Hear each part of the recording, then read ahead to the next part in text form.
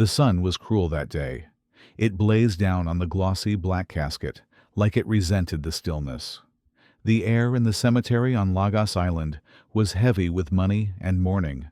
Men in sleek agbidas whispered into designer sunglasses, and women wept quietly into silk handkerchiefs. But she, Mama Onari, stood still, dry-eyed, stone-faced, her hands folded, her gaze fixed not on the grave, but on something far deeper, something none of them could see. Zino Okolie stood beside her, tall, sharp-jawed, with eyes like wet granite. At just 28, he was already Lagos's youngest logistics tycoon, founder and CEO of Z-Force Logistics, the man who turned delivery trucks and tech into a billion-naira empire. But today, he was not a titan. He was just a boy bearing a father he never really knew. He glanced sideways at Mama Onari. She wore her oldest black wrapper, not the lace and gold the Okolie family had offered her. Her head tie was simple, her sandals worn. She looked like a housekeeper, not the woman who had raised Nigeria's most eligible bachelor. But that was how she had always moved, quiet, plain, unreachable. They'd given her a seat in the third row, among the long-time staff. She refused it. "I'm fine here," she had said. "Let his people bury him." That was what she always did, draw lines. Even after all these years. Even after the late Chief Azuka Okolie had sent money every month, even though she was the only mother Zino had ever known, she had never once called herself his mother, never once let him call her mama. He tried once, when he was 8. She flinched. "Don't say what you don't understand, boy." She always called him boy, or Zino, or sometimes my child, but never son. Zino clenched his jaw as the priest droned on. He was surrounded by wealth, silver caskets, imported lilies, a fleet of Rolls-Royces parked like royalty at the gate, but inside he felt nothing but the old emptiness, the kind of silence only a mother's absence could carve into a man's soul. There had always been whispers, that he was adopted, that Mama Onari was only a maid who took him in, that his real mother had vanished.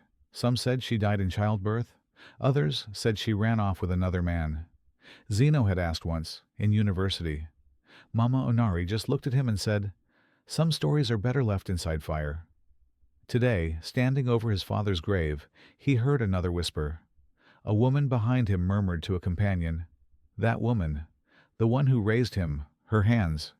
You ever seen her scars? Eh? Those scars tell a story no one dares to touch." Zino turned slightly. The woman had already turned away. He glanced at Mama Onari's hands. They were gnarled, the skin mottled with old burns. Scars like coiled ropes curled across her knuckles and wrists, dark and deep.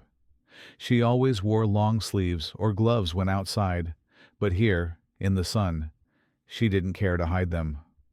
A flash jolted through his mind. A child screaming. Fire. Smoke thick like wool. And arms, strong, scarred arms, wrapping around him, carrying him through heat, shielding him. He blinked the image away.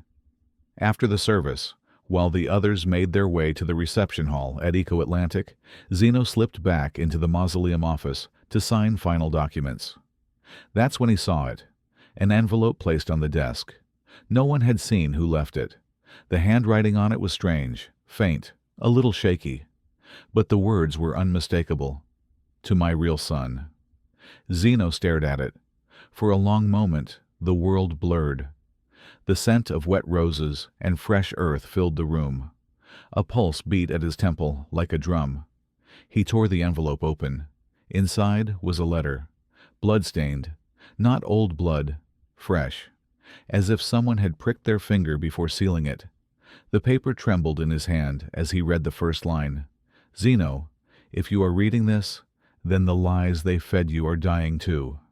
His heart stopped. A name was signed at the bottom. One he'd never heard before. Kessia Jonah. Not Onari. Not Okolie. Kessia. Who the hell was Kessia Jonah? And why did this letter reek of fire and memory? The beginning of everything Zino thought he knew shatters in his hands. The ink was shaky, the strokes uneven. But the more Zino read the letter, the more certain he became. It was Mama Onari's handwriting. He had seen it on shopping lists, prayer notes, birthday cards written with half-hearted affection. The loops in the G, the slanted T crosses, they were hers. But what the letter said denied everything he knew. Zino, I was not sent to be your mother. I was only assigned to protect you. They feared for your life. A man named D told me, do whatever it takes, keep him hidden. Forgive me, I was never meant to stay this long. K. His hands trembled. Assigned? Like a job? His entire life? Reduced to a contract? He rushed home, chest pounding. The Okolie mansion in Aja loomed in silent majesty. Glass walls reflecting the late afternoon sun, manicured lawns still dotted with wilted funeral flowers. Mama Onari was in her room, seated on the floor, folding laundry as though nothing had happened. He held the letter up. What is this? She didn't look up. A letter. You wrote this? I did. You said, he choked, you said you raised me because you found me, because you cared, and now you're telling me you were assigned. She looked up then. Her eyes weren't angry, just tired. You were never mine to claim, Zino. I did what I had to do. Zino's mind spiraled. Images spun, her dabbing antiseptic on his bruised knee when he fell from a mango tree. Her standing in front of him when the neighborhood thugs tried to steal his school bag. Her frying akara in the dead of night during fuel scarcity just so he could eat before WAEC exams. All those years. Fake? Why didn't you tell me? His voice broke. Onari stood, slowly. Her voice was quiet but firm. Because love was never part of the assignment, but it came anyway, and once it did, I didn't know how to let you go. Zino took a step back, pain washing over him in cold waves. Later that night, while the house settled into silence, Mama Onari slipped out. Zino followed her at a distance, curiosity clawing at his gut. She took a long, winding path through the estate and disappeared behind the back fence. He watched her walk toward a tiny, weather-beaten graveyard, tucked behind an abandoned chapel. She stopped before a grave with no name, just a small stone and a faded scarf wrapped around a metal cross. She knelt, prayed, and wept. Zino had never seen her cry. The next morning, Tara arrived. Tara Dafinone, elegant, sharp-tongued, with skin like warm bronze, and a scent of hibiscus and high fashion. Daughter of Senator Dafinone, a woman the press called the future First Lady. Zino's girlfriend for 3 years. The woman he was meant to marry. She took one look at his face and knew something had shattered. He showed her the letter. Tara sat down on the edge of his couch, heels still on. So, she's not your mother? She raised me, but she wasn't supposed to. She was assigned. And now this woman, Kezia Jonah, I don't even know who she is. Tara reached for his hand. Then find out, but don't hate the woman who stayed. Zino's throat tightened. I'm trying, he whispered, but every memory feels like a lie. Tara kissed his forehead. Love isn't always about the blood. Sometimes it's about the burns people survive to keep you warm. That night, Zino couldn't sleep. Something pulled him to Mama Onari's room. He opened the creaky door quietly and stepped inside. The room smelled of shea butter and old wood. Her Bible sat by the bedside. On the floor was an old metal trunk. He knelt, hesitated, then opened it. Inside were layers of carefully folded wrappers, a faded photograph of a woman holding a baby in front of a burning house, and at the very bottom, a small black box. He opened it. Inside lay a thin, delicate gold chain. On its pendant, ZKJ Zino. K. Jonah. He stared at it for a long time. Beneath the chain, wrapped in soft cloth, was a worn, official document. A baby's passport. He opened it slowly. The child in the photo had chubby cheeks, a smile too wide. The name printed on the passport read Zino K. Jonah. Mother's name, Kezia Jonah. He exhaled sharply, as though someone had punched the air from his lungs. Kezia Jonah wasn't just some name in a letter. She was his mother. Everything Zino believed about his life begins to crumble with a single document. The newspaper was brittle. The edges cracked as Zino turned the page, and dust danced into the morning light streaming through his office windows. It had taken 3 calls, a bribe, and the quiet threat of media exposure to get the archives from an old publisher in Ibadan. But there, it was, dated 25 years ago. Front page. Fire consumes Jonah estate. Oil tycoon's secret lover and baby presumed dead. Zino leaned back in his chair, his chest tightening. The article was short, vague, conveniently so. The fire had broken out in the east wing of Chief David Jonah's Lekki estate. 2 people had gone missing, a maid and a woman listed only as an unidentified female guest. Rumors hinted she was pregnant. Other whispers said she had already given birth. No investigation, no follow-up, no photographs, just ash. He closed his eyes and saw her again, not clearly, but like a memory trapped in fog. A woman holding him, her face smeared with soot, eyes wild with terror. The sound of fire crackling, the smell of burning curtains. Her scream, "Run, Onari, run!" Zino snapped back to the present. Kessia Jonah hadn't died. She'd vanished. And Mama Onari, his Onari, wasn't just a nanny. She had been in that house. The timeline lined up too perfectly to ignore. Onari had entered his life just days after the fire. The scars on her hands. The way she never liked flames. The way she winced whenever someone lit a match too close. He picked up his phone and called Tari Arowolo, his trusted private investigator, the one who once tracked a missing oil tanker across 3 West African ports. "Dig everything up," Zino said. "Kessia Jonah, Chief David Jonah, the fire in Lekki. I want everything. No discretion? If it buries reputations, so be it." "Yes, sir." Zino hung up and stared at the gold chain again. ZKJ Jonah. His name was never supposed to be Okolie. He was born a Jonah, an heir to one of Nigeria's deepest, most powerful bloodlines. He could almost feel the earth shifting beneath him. The days that followed turned heavy. Onari grew quieter, barely speaking. She refused her morning pap. When the cook tried to sneak her boiled yam, she waved it away. Her hands trembled even when folding her wrappers. The light in her eyes was dimming. Zino watched her from the staircase one morning, and his heart squeezed. She was slipping away, just as the truth was beginning to bloom. Meanwhile, Tara visited again, dressed in senator's daughter chic, structured Ankara jacket, soft chiffon skirt, gold jewelry that whispered class. She sat on the edge of his desk like she used to in happier days. "I'm worried," she said gently. "About what?" "You. All this digging, these stories. You're poking ghosts, Zino. I need to know who I am. You already do. You're the man who built Z-Force from nothing. You're not defined by bloodlines or rumors." Zino shook his head. "You don't get it. If she died to save me, why did they let her disappear from memory? Why did no one care? Why was she buried in silence while Jonah rose in power?" Tara looked away. "Because maybe people wanted it that way," she said softly. "Because maybe some legacies are built on secrets too dark to survive the light." He studied her face. Perfect makeup, soft lips, haunted eyes. There was love there, but fear too. "My father's campaign can't survive this," she finally admitted. "If it turns out you're the son of a hidden affair, raised by a maid, they'll crucify us in the press." "So what are you saying?" She hesitated. "I'm saying, be careful what you choose to unearth, because I might not be able to stand with you when the dust rises." The words hit him like glass. That night, the investigator called back. "I found something.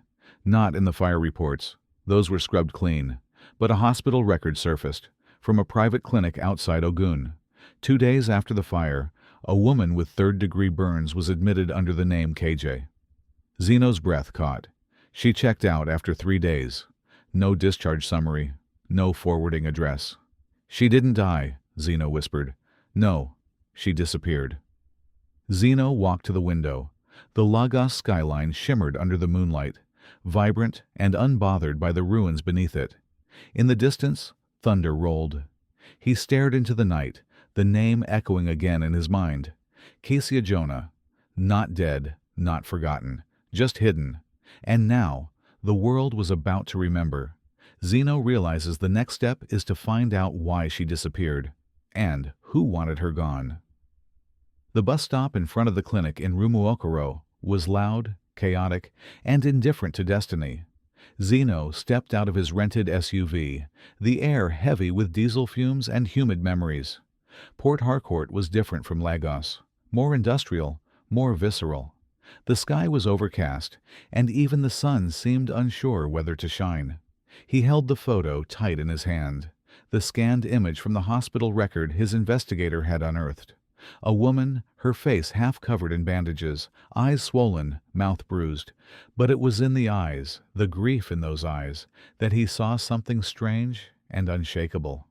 Recognition. As if some part of him already knew her. As if her pain had been his all along. The receptionist at the small clinic looked up from her desk with mild suspicion. "You're looking for who, sir?" "A woman who used to come here. Light-skinned, older, burn scars on her hands. People say she hums a lot. Lullabies." The woman blinked, then tilted her head slightly. "Auntie Kay?" Zeno's breath caught. "That's what they call her?" The woman nodded slowly. "She used to come here every Sunday. Just sit and pray. Sometimes drop off food for the sick children. She never spoke much, but she hummed. Always the same tune." She started to hum a tune gently, soft, slow, melancholic. Zeno froze. He had heard it before, when he was barely 5. Curled in bed with fever, while Onari dabbed his forehead. She was humming this same tune. And Zeno remembered asking her, "Who taught you that song?" And she said, "A woman I once knew." His chest tightened. "Do you know where she lives?" he asked urgently. The nurse shook her head. "No one knows, but she always came from the coastal town. She'd take the 6 a.m. ferry in from Abissa. That's the last place people saw her." Zeno didn't hesitate. He drove straight to Abissa, a dusty coastal town riddled with stories and salted by the Atlantic. It wasn't big, just a few broken homes, fish stalls, and barefoot children chasing tires through mud. But something about it hummed with history. He spent 2 days asking questions, describing her, showing the blurry photo. Most people shrugged. A few said yes. She came here once, helped fix the church roof. Others said no. On the 3rd morning, he attended a church outreach in a dusty square, a place where elderly women handed out bowls of jollof and scriptures in equal measure. A nun approached him, old and fragile, with eyes as clear as morning after rain. "You're looking for someone," she said. Zeno nodded. "A woman, burn scars. They call her Auntie Kay." The nun looked off toward the sea. "Some mothers die every day," she said, "but don't leave graves." He swallowed hard. "Do you know her?" "I knew of her," the nun replied. "She came here broken, not just on her skin, but in her spirit. She never asked for help. She just helped others, like it was the only thing keeping her alive." Zeno looked down. Why did she disappear? Maybe because the world only honors women when they give birth, not when they survive. The words hit deep. He walked alone to the edge of the shore, waves lapping at the wooden docks. He had nothing now. No address, no proof. Just the tune, the letter, the photo, and a feeling in his chest that wouldn't let go.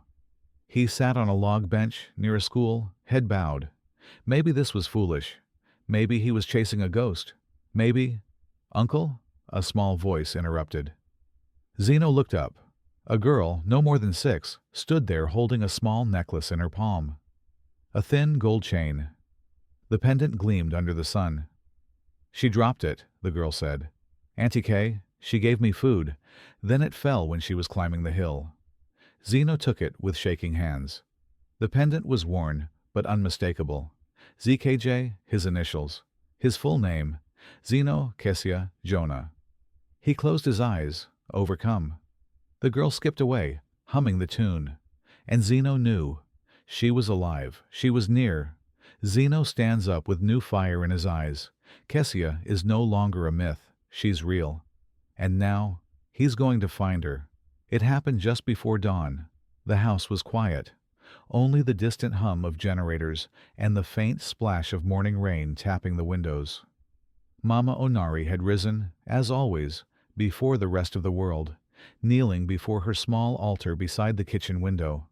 Her whisper prayers, barely audible, wove through the air like smoke.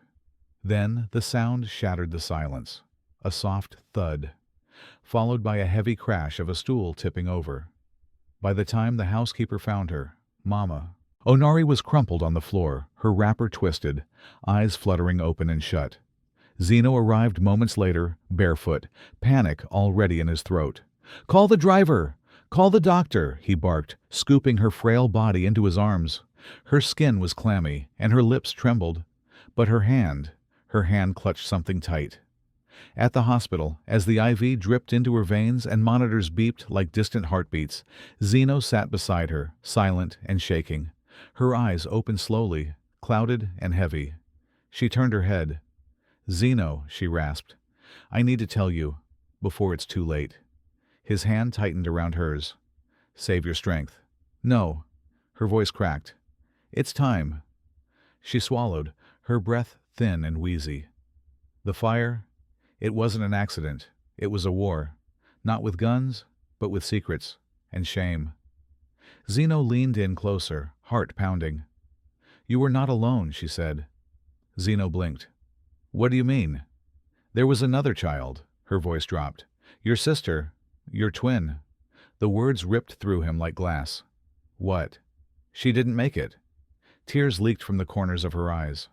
I tried to carry both. But the smoke was too much. Kezia handed you to me." Her face was bleeding, eyes wild. She screamed, "Take him! Protect him!" And then the roof fell. I ran, Zino, with you screaming in my arms. Zino's lips parted, but no sound came out. "She paid me, not with money, with pain, with love. She said she would come for you when it was safe, but I didn't believe she would survive. And even when I heard whispers, I couldn't let you go. You were all I had." She coughed violently. Nurses rushed in, adjusted her pillows, whispered warnings, but Onari held onto his hand, refusing to let go. "I gave you everything, every drop, every breath, but I could never be your mother." Zino sat back in his chair, the weight of those words crashing over him. Twin, sister, a mother's sacrifice, a stranger's burden, a boy raised in silence, a woman who chose to stay invisible just to keep him safe. And now, this. He looked at her, the woman who fed him, fought for him, scolded him, prayed over him, healed him, who had hidden her own scars just so he could feel whole. "You were enough," he whispered. "You were more than enough." Her hand trembled as she reached beneath the bedsheet. "There's one more thing." She pulled out a folded note, faded, creased, delicate like rice paper. He took it carefully. It was handwritten in ink, smudged by time but still legible. "My son, if you are reading this, it means the fire did not take us both. I don't know where life will lead you, or who will tell you what. But know this, my love never left you. Not in the smoke, not in the silence. I will come for you when the time is right. Kezia." Zino pressed the letter to his chest, his tears finally breaking free. For years he had thought he was unwanted, abandoned. But the truth was more brutal, and far more beautiful. He had been chosen, stolen from the flames, hidden by loyalty, raised by sacrifice. He looked at Mama Onari, her eyes fluttering closed again, breath slowing. "I forgive you," he whispered, "but I won't stop until I find her." A single tear slid down her cheek, and then silence. As the machines beep softly around them, Zino knows this may be the last confession he ever hears, and the last time he can say goodbye. The sea was restless as Zino crossed it. The boat swayed violently under a bruised sky, clouds dragging long fingers of rain across the waves. The wind slapped his face with salt water, and the outboard motor groaned like it knew the weight of what he was chasing. In his pocket, the note crackled gently with each sway. "I will come for you when the time is right." At the bottom, scribbled faintly in the corner, a word had been circled. Ikena, a name, a place, a hidden island somewhere off the Bayelsa coast. No GPS, no official map, just whispered stories of a place where broken women went to find peace or bury their pain. He arrived at dusk. Ikena was quiet, veiled in dense trees and wrapped in fog. Small huts built from woven palm sat in uneven rows along the shore. Chickens wandered freely. Children played with sand and sticks. No electricity, no cell service, just stillness. It was the kind of silence that felt like it had learned how to listen. Zino walked with measured steps through the path. His designer sneakers were already caked with mud, but he didn't care. All around him were women of all ages, some gardening, some weaving, some just staring into the sea as if waiting for someone who would never return. He asked no questions, he showed no photos, he waited. That night, in the guest hut he was given, he sat on the edge of the bed and listened. Somewhere deep in the forest, someone was humming.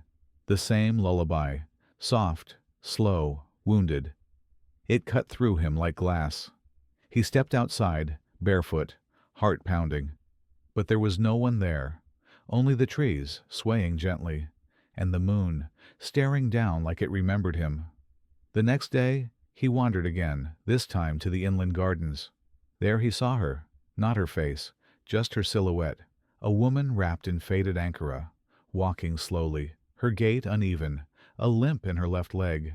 Her arms were bare, and on them were deep, cruel burn scars that laced up from her wrists to her elbows. She didn't look at him. She only turned and disappeared behind the banana trees. When he asked a nearby woman, she only smiled. "That's the Phantom Mother. She doesn't talk to anyone." "Why do they call her that?" "Because she came here with no past, no name, just fire in her eyes. She lives at the edge of the island, alone, and sings to the sea." Zino felt something twist in his gut. That night, the humming returned. He couldn't find her, only her shadow on the ridge, only her echo in the wind.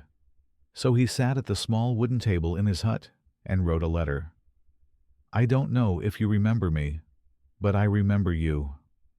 I remember the smoke. I remember your arms. I remember a song I've been hearing in my soul for 25 years. If you're the woman they call Phantom, then I am the boy who came from fire. I am your son, and I forgive you. I just want to see your eyes. I just want to say your name." He folded the letter and left it on a tree stump near the edge of the forest. The next morning, as the sun leaked gold through the bamboo blinds, Zino stirred. Something smelled familiar, not in a dream, not from a memory, but real. He sat up, and there it was. On a small tray beside his bed, a steaming bowl of pepper soup, goat meat, with scent leaves, just like the one he had as a child whenever he was sick. Just like Onari used to make. But no, not Onari.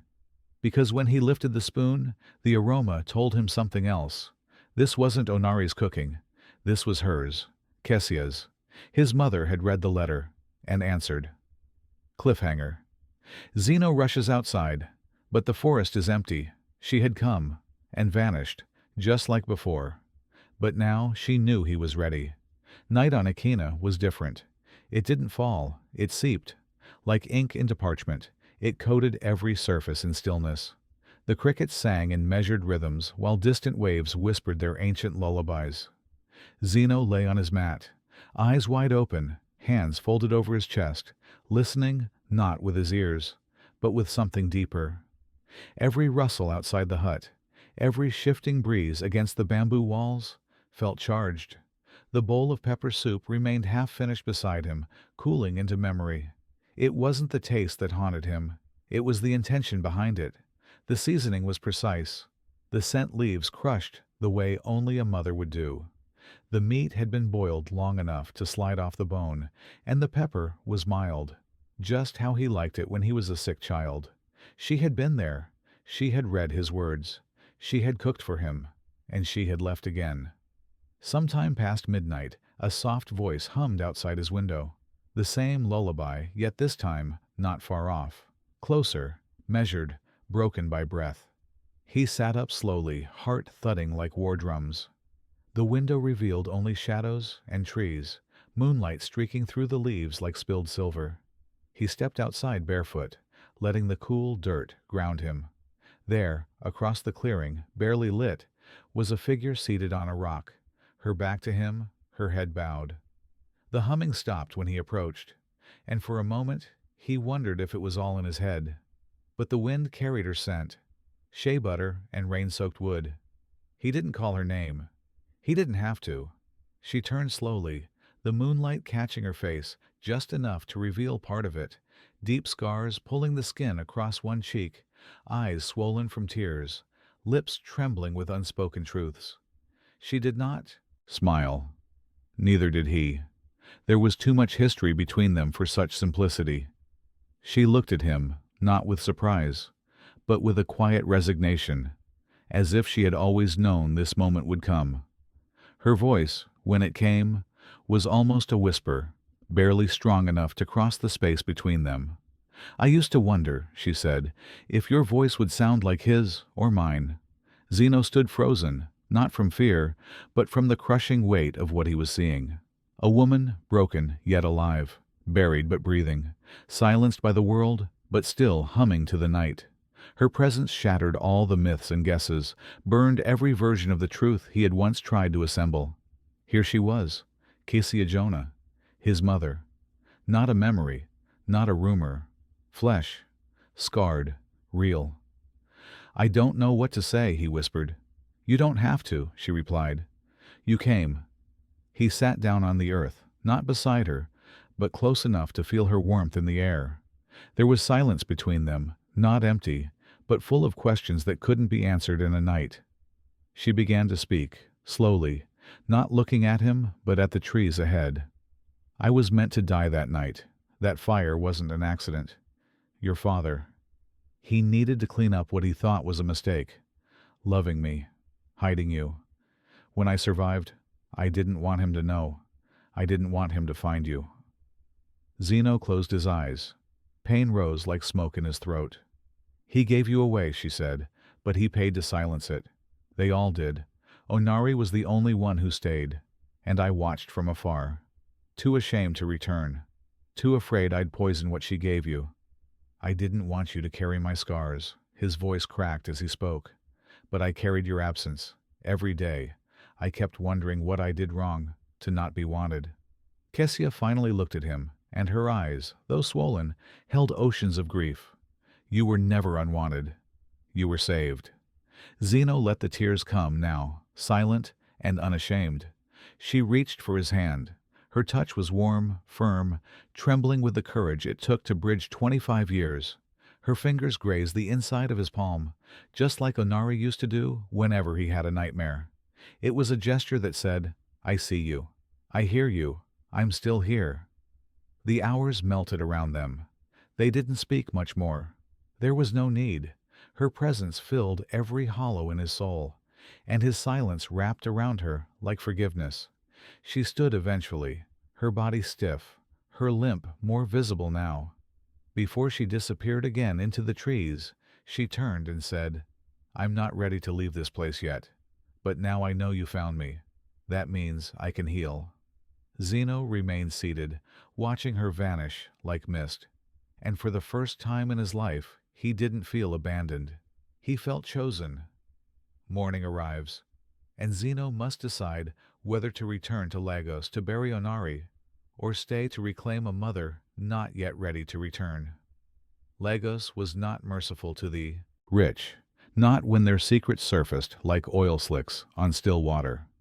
The moment word leaked that Zino Okolie, Nigeria's logistics golden boy, was not the biological son of Chief Azuka Okolie, but possibly the child of a long-buried scandal, the media vultures descended with glittering fangs. Headlines screamed speculation. Zino Jonah, hidden son of oil magnate? Talk shows invited analysts to dissect his lineage. Old footage of Onari emerged, her face blurred but voice clear, calling him "my child," without ever saying "my son." The story became an entertainment segment. Social media hashtags turned his origin into fodder for likes. Tara Dafinone had seen it all from the balcony of her family's Victoria Island mansion. Her father had called her into his study the night the third article trended on international blogs. He didn't raise his voice. He didn't need to. His words cut deeper with calm precision.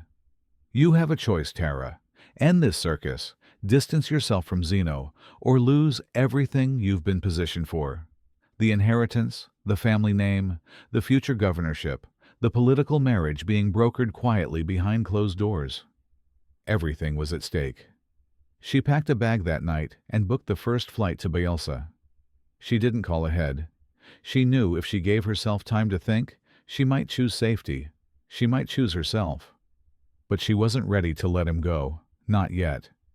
She found Zino sitting under the mangrove tree on Akana's shoreline, watching the tide pull back the earth like a slow, steady breath. He stood when he saw her, surprise flickering in his eyes. Then something else. Reluctance. He was glad and not glad. Hopeful and afraid. You came, he said simply. She dropped her bag beside him. You didn't answer my calls. I needed space. And I needed answers. He gestured to the sea. They're all buried somewhere out there. Later, he took her to meet Kessia. The encounter was brief, awkward. The women shook hands without smiling. Kessia's eyes studied Tara the way a seasoned reader might study a book she didn't trust. Tara introduced herself with a politician's poise, complimented the island's peace, and offered to bring supplies next time. Kessia said nothing, only nodded, then excused herself. As they walked back, Tara couldn't contain it anymore. She hates me. No, she doesn't. She does. She looks at me like I'm a threat, like I'll take you away. Zino stopped walking. Maybe because that's exactly what you came to do. Tara recoiled. That's not fair. He turned to her, eyes harder now. Isn't it? Your father gave you a deadline, and you came running here, hoping I'd choose the life we planned over the truth I just found. I came because I love you. No, you love the man I became, but you don't want the boy who made me. You don't want the son of a woman who limps through shadows and hums lullabies to trees. You want the press conference version of me. Tears welled up in her eyes. That's not true. I stood by you for years. But not now. Not when I finally found where I come from. Not when I'm asking you to understand what it means to know your mother's voice after 25 years of silence. She stepped back, voice trembling. What about everything we built? The business events? The image? The future? He cut her off. None of that matters if I don't even know who I am. The silence stretched between them like a bridge on fire. Tara looked away, then down at the soil beneath her feet. I love you, Zino. But I can't burn down my family to stand beside a man who doesn't know where he's going. He didn't stop her when she walked away. Didn't beg. Didn't follow. He simply watched as she vanished into the thick foliage, swallowed by the same path that had led him to truth. That night, Zino sat by the sea again, his mother's song playing in his memory. He had loved Tara, but maybe it had been a version of love that couldn't survive the flames of reality. She had offered him safety, structure, strategy. But what he needed now was healing, redemption, wholeness. And that wasn't something she could give. He was still sitting there when his phone rang. It was the family doctor. His voice was tight with urgency. It's Onari, he said. She doesn't have much time. Zino closed his eyes, tears already forming. His two mothers, one returning, one slipping away. And he was caught in the middle. Zino rises from the sand with one decision to make: return to Lagos to say goodbye to the woman who raised him, or stay with the one who gave him life. The Lagos traffic parted that morning as though the city itself understood the urgency pressing against Zino's chest. His car raced through the gray dawn, sirens blaring ahead, the streets still slick with rain. Each red light felt like a betrayal. Each second lost felt like an eternity. By the time he burst through the doors of the hospital, breath ragged and heart thundering, the nurse was already waiting at the hallway entrance with solemn eyes. She's awake, she said softly. But not for long. He didn't wait to ask for permission. He ran. Mama Onari lay in the same room, the same bed, but now surrounded by the quiet hum of resignation. Her chest rose and fell in shallow waves, her face pale, eyes half closed. The IV bag above her was almost empty. Life was slipping gently from her body, like sand through open fingers. Zino sank beside her, clasping her frail hand in his. It was cold, not lifeless, but close.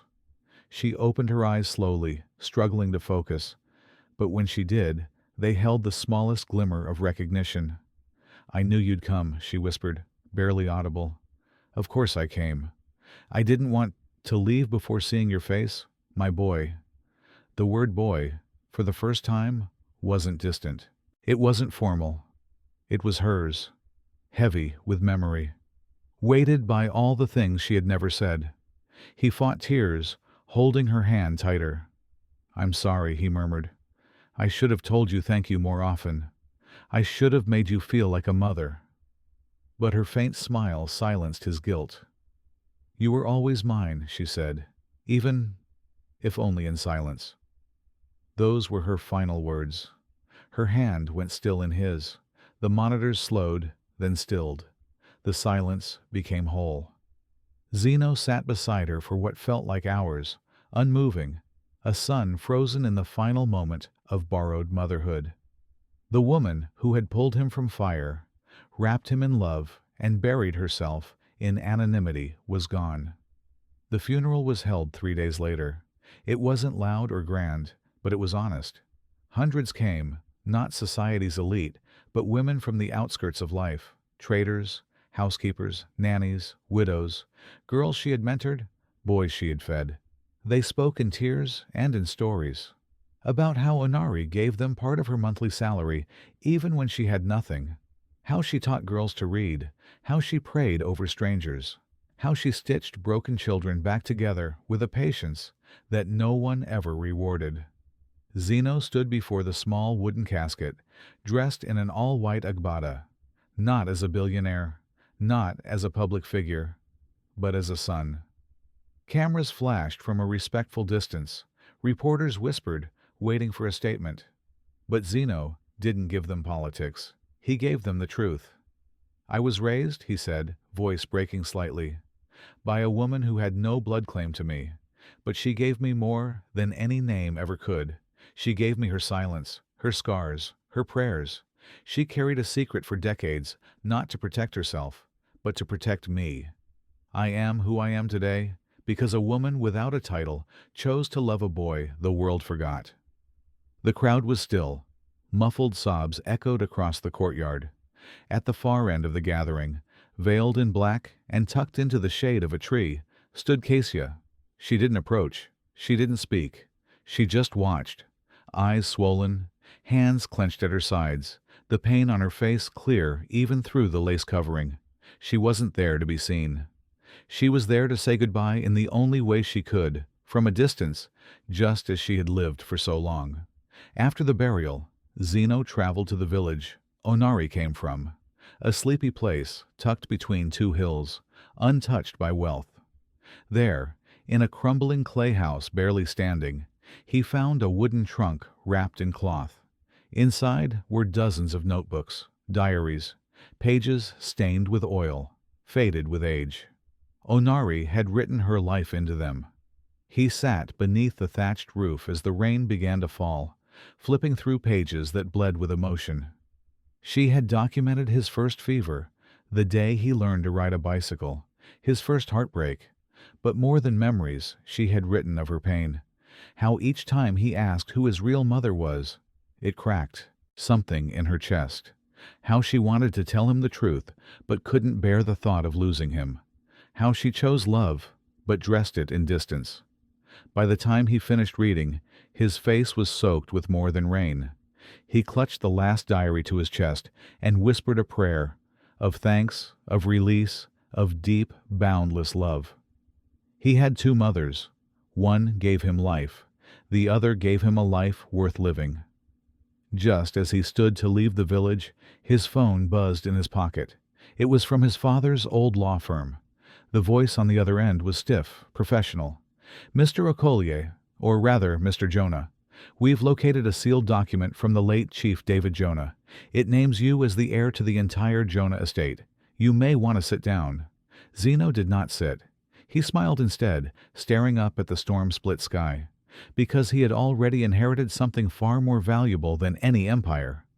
But as the weight of the Jonah Empire looms over him, Zeno realizes the truth he's discovered may only be the beginning of a much bigger war. The offices of the Jonah Corporation towered over Victoria Island like a monument to excess and legacy.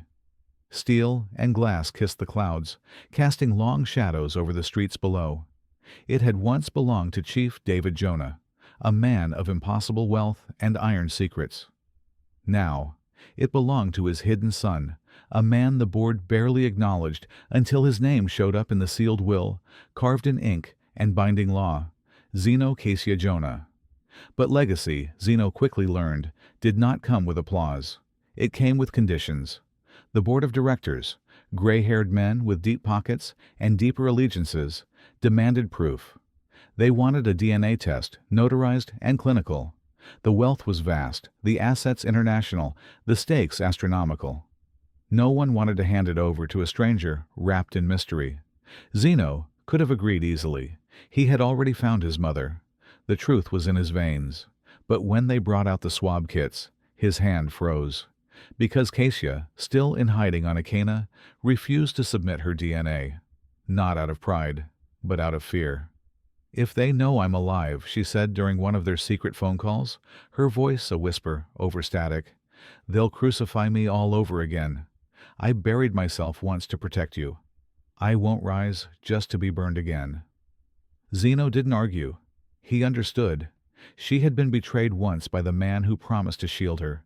She wouldn't risk exposure for the validation of men who never wanted her truth in the first place. So, Zeno made a choice. He stood before the board, chin raised, and said, "I will not prove myself with blood. I'll prove myself with vision." And he got to work. The Jonah estate was bloated, swollen with oil rigs, outdated refineries, and dusty corridors of bureaucratic indulgence. Zeno stripped it down. He brought in coders, young engineers, solar energy consultants. He restructured supply chains, digitized archives, shut down offshore accounts used for laundering, and began building a new wing of the empire. Green energy for the future. Hydrogen, solar, wind. Where his father burned oil, Zeno planted light. The industry scoffed at first. Journalists called it idealism draped in entitlement. But the results silenced them. In 6 months, Jonah Renewables became the fastest-growing energy startup on the continent. Investors doubled. Competitors watched in quiet dread. But legacy does not die quietly. Old enemies of David Jonah resurfaced. Silent partners and criminal fixers who had once hidden in the shadows began leaking stories to the press. Anonymous threats flooded Zeno's email. Photos of him on Akana began to circulate. Accusations of fraud, tax evasion, and inheritance forgery painted the tabloids like war murals. Then came the final blow. One morning, Zeno arrived at his office to see reporters waiting like vultures. His phone buzzed violently. His assistant, pale and breathless, handed him a printed article, still hot from the press. She never died. The return of Okolie Jonah, fake death, billionaire inheritance, and a 25-year lie. There she was, grainy and veiled, but unmistakable. A photo of Cassia at Mama Onari's funeral. Her face turned, but her scars visible. The headline spread like wildfire. Blogs picked it up. Talk shows dissected it. Political commentators spun it into conspiracy.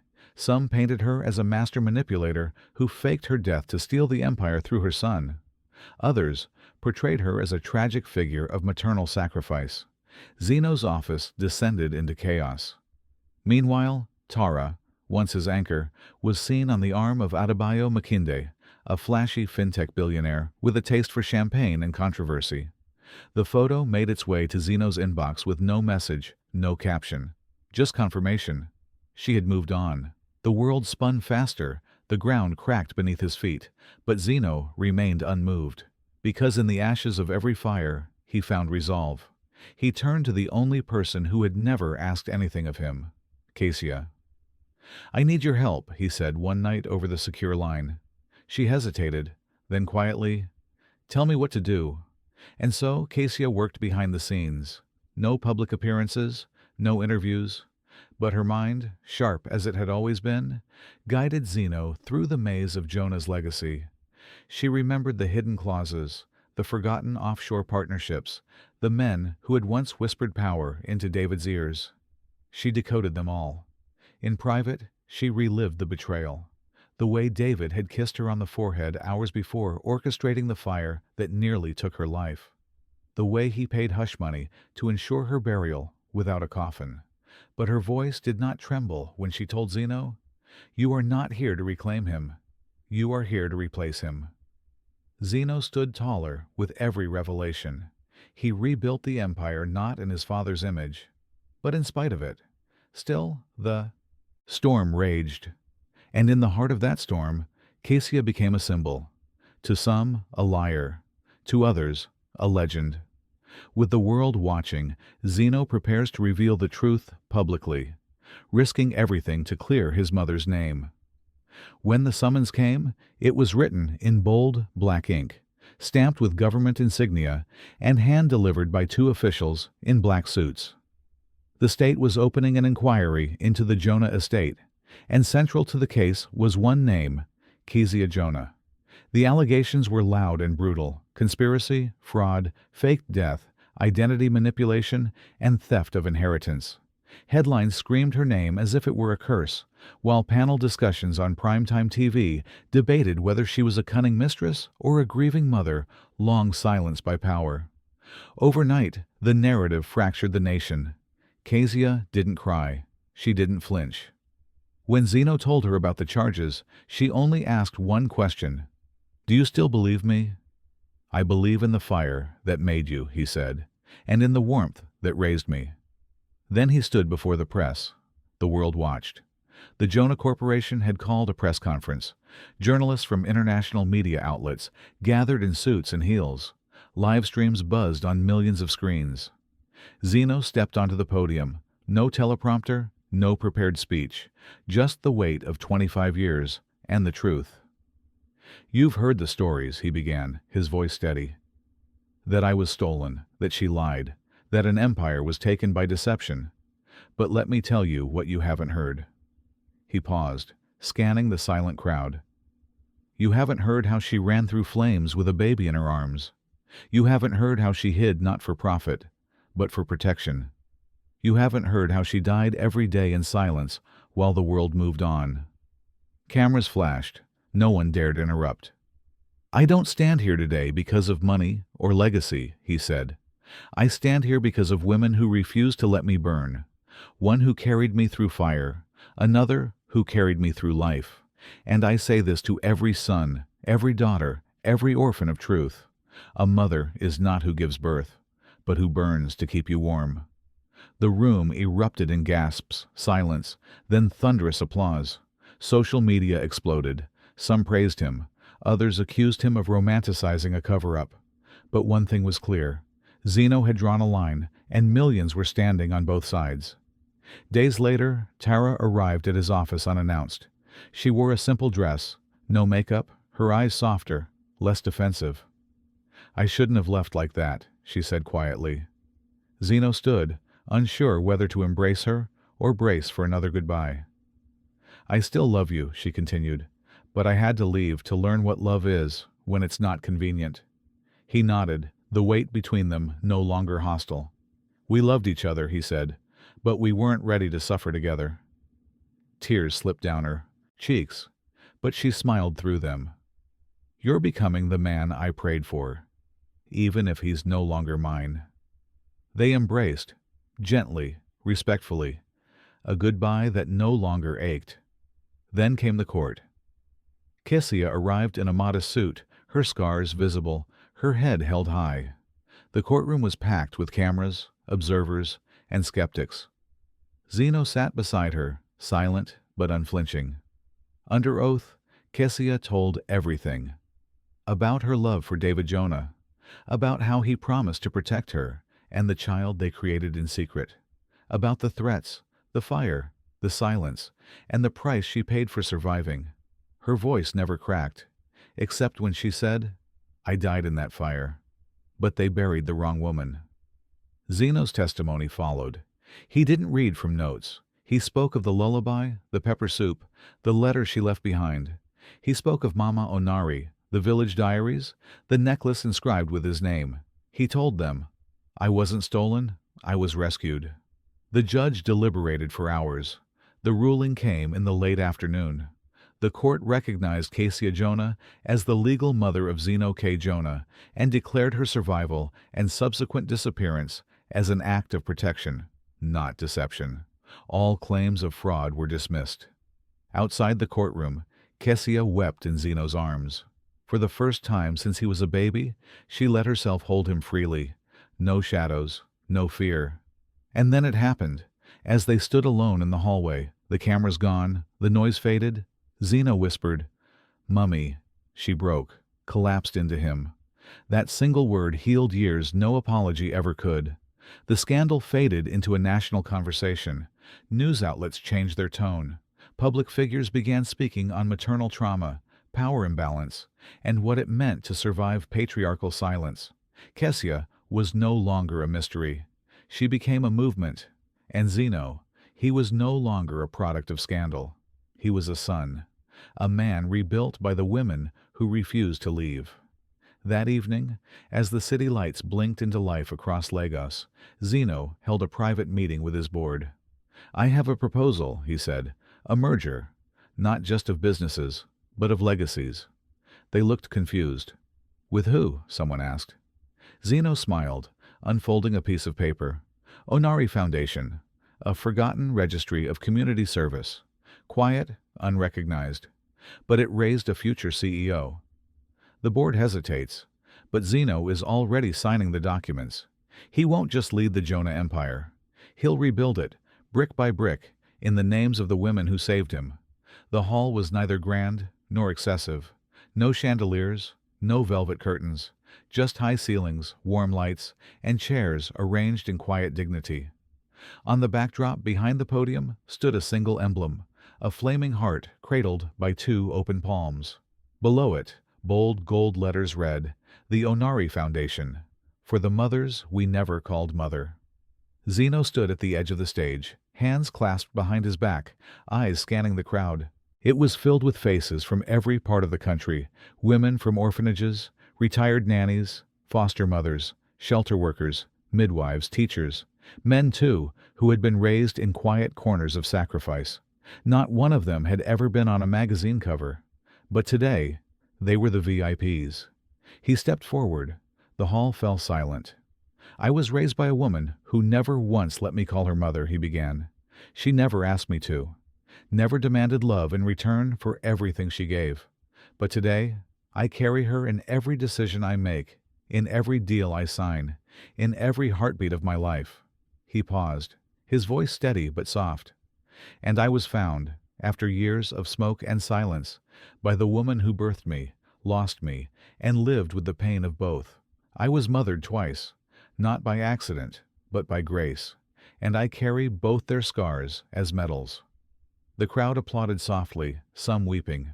Behind him, the curtain dropped to reveal a large portrait, Onari and Kesia, side by side. Onari's face serene, her head wrapped in her favorite black scarf.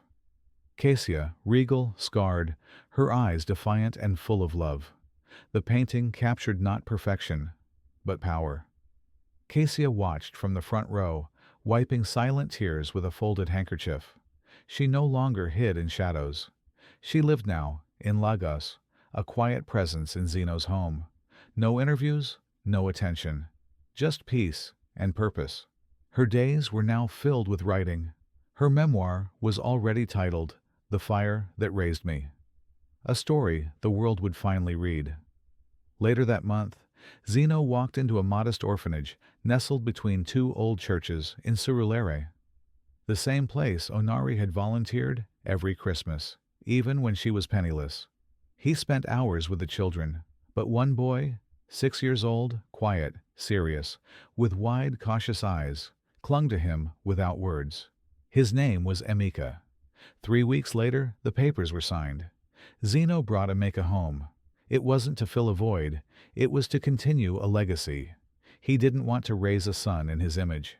He wanted to give a boy what 2 women had given him: presence, patience, protection. One afternoon, Zino took Emeka to the same dusty compound where he had grown up. The walls had been repainted, but the mango tree was still there. The same steps. The same corner where Onari once whispered lullabies to him in the dark. Emeka laughed as he chased lizards, unaware that he was playing on sacred ground. Zino sat on the steps, smiling. Kessia joined him a moment later, leaning gently against the railing. Her limp was lighter these days, her spirit more rested. "He looks like you at that age," she said. Zino nodded. "Only safer." They watched in silence for a while. Then she leaned down and whispered in Emeka's ear as he passed, "I wasn't his mother, but I burned to become yours." Emeka didn't understand then, but one day he would. Meanwhile, the Jonah Empire thrived. Under Zeno's leadership, it became a hybrid of old money and new morality.